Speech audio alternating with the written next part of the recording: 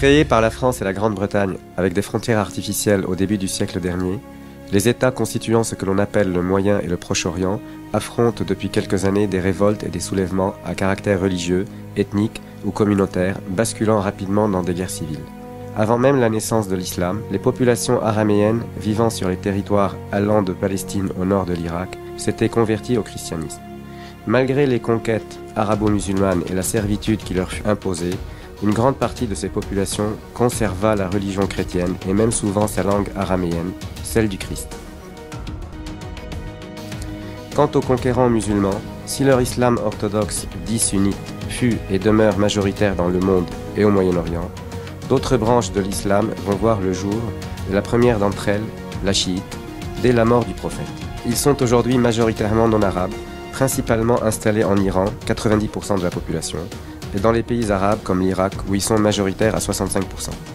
Mais également dans les monarchies du Golfe où ils sont très minoritaires et au Liban où ils représentent un tiers de la population. Mais au fil des siècles, plusieurs dissidences chiites vont s'opérer, créant des petites communautés comme les Alaouites au nord de la Syrie, les Druzes à cheval sur la Syrie, le Liban et Israël, les Alévis et les Yazidis parmi les populations non arabes, respectivement turques et kurdes. Or, si le chiisme est reconnu comme une religion musulmane par les sunnites, ces petites communautés sont considérées comme hérétiques et leurs fidèles comme des apostats.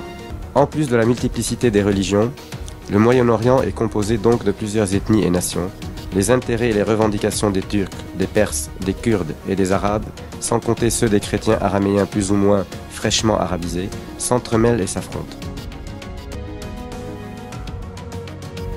Soumis à la dictature d'un sunnite pendant plus de 25 ans, Saddam Hussein, les chiites irakiens, ayant pris le pouvoir depuis l'intervention américaine, n'ont cessé d'humilier leurs compatriotes sunnites. En Syrie, le régime dictatorial tenu par la communauté alaouite, 10% de la population, était vécu par les Syriens sunnites également comme une injustice.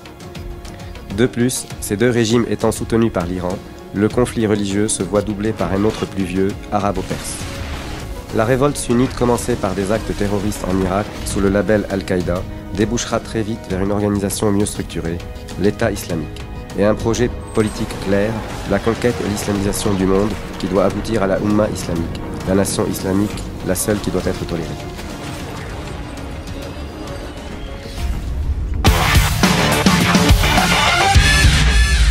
Hier mercredi à 11h30, au moins 2 individus vêtus de noir pénètrent dans la rédaction du journal satirique situé au 10 rue Nicolas Appert dans le 11e arrondissement de Paris. Les terroristes abattent une personne à l'accueil puis montent au 2e étage où les journalistes sont réunis pour leur conférence de rédaction hebdomadaire. Un véritable massacre est alors commis. Ils abattent le policier en garde permanente du journal et les dessinateurs historiques de Charlie Hebdo, Charb, Cabu, Wolinski, Tinius et le journaliste économique Bernard Marie. Les djihadistes poursuivent néanmoins les pillages et les destructions du patrimoine historique et religieux. En Irak particulièrement, les terroristes ont d'ores et déjà détruit à l'explosif ou à la massue de nombreux vestiges et antiquités inestimables à la cité de Nimroud, de Hatra ou encore au musée de Mossoul. Aujourd'hui, c'est la cité antique de Palmyre en Syrie qui voit l'État islamique à ses portes et risque de connaître le même sort. Plusieurs fois millénaires, les vestiges de Palmyre ne constituent aux yeux de Daesh que des ruines d'idoles païennes qu'il convient d'éradiquer ou de revendre. Il n'y a pas de commune mesure entre l'évangile et l'islam. Qui peut venir après le Christ sinon l'antichrist? L'islam vient pour détruire le christianisme. Jésus n'est pas mort, il n'est pas ressuscité. Autrement dit, nos péchés ne sont pas expiés, donc on n'est pas sauvé. Et dans le Coran, Jésus est appelé la vérité. Sourate 6, verset 73. Pas Mahomet. Il est dit être la parole de Dieu. Pas Mahomet. Être né d'une vierge. Pas Mahomet. Faire des miracles. Pas Mahomet. Le Messie. Pas Mahomet. Être au ciel. Pas Mahomet. Revenir à la fin des temps pour le jugement. Pas Mahomet.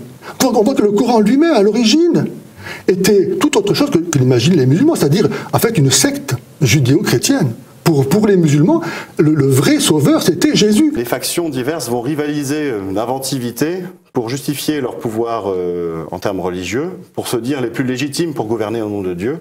Et on va voir apparaître les concepts de calife, de Coran au sens musulman. On a admis que, selon nos valeurs, on avait même le droit, disons, de s'insulter tant qu'on restait dans l'insulte verbale. Et donc, au fond, que la frontière de la sauvagerie et de la civilisation passait entre l'insulte verbale... Entre le préjudice moral et le préjudice physique. Et puis, voilà. Alors que dans beaucoup de pays, enfin, et pas seulement dans les pays musulmans, dès qu'on est rentré dans l'insulte verbale, et spécialement, disons, à l'égard du prophète, on a quitté la vie civilisée. Cessons de mettre des paravents pour que la communauté internationale ne se rende pas compte de ce qui se passe. Monsieur Bild, l'État islamique est financé et armé aujourd'hui même par cette même coalition qui dit qu'elle va en guerre dans nos pays pour se mettre en guerre contre la terreur. C'est un vrai scandale. Alors, quelle humanité nous avons à partir de ces prémices ?